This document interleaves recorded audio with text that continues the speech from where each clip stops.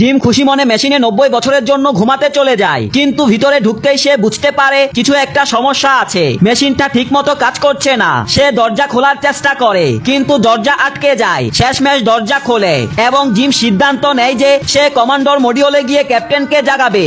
অনেক যন্ত্রপাতি দিয়ে চেষ্টা করেও সে সেই দরজা খুলতে পারে না। জিম পৃথিবীতে বার্তা পাঠাতে চায়, কিন্তু দূরত্ব অনেক বেশি ছিল।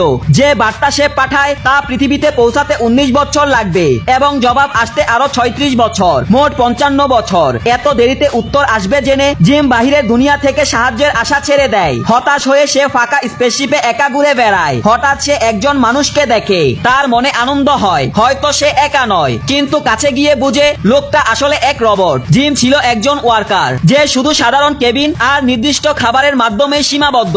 1 বছর কেটে যায় আর জিম প্রবল একাকিত্ব অনুভব করতে থাকে। একদিন সে এক সুন্দরী মহিলাকে মেশিনে ঘুমিয়ে থাকতে দেখে। তার মাথায় আসে কেননা তাকে জাগানো যাক। পরের দিন সে নিজের টুলকিট দিয়ে মহিলার পরে শর্ট সার্কিট ঘটায়, আর তখনই মহিলা জেগে উঠে। মেশিনের বাহিরে তখন কেবল তারা দুজনই ছিল, তাই দ্রুত তারা কাছাকাছি আসে। জিম তার জন্মদিনে রোবট ওয়েটার দিয়ে পার্টির আয়োজন করে। আন্না বলে এখন তাদের মাঝে কোনো গোপনীয়তা নেই। এটা শুনে রোবট আর্থার ভেবেছে আন্না সবকিছু জানে। ঠিক তখনই জিম আংটি বের করে আন্নাকে প্রপোজ করতেই যাচ্ছিল, কিন্তু আর্থার আন্নার সামনে জিমের আসল সত্যি ফাঁস করে দেয়। আন্না বিশ্বাস করতে পারে না জিমের স্বার্থে সে তার জীবন নষ্ট করেছে।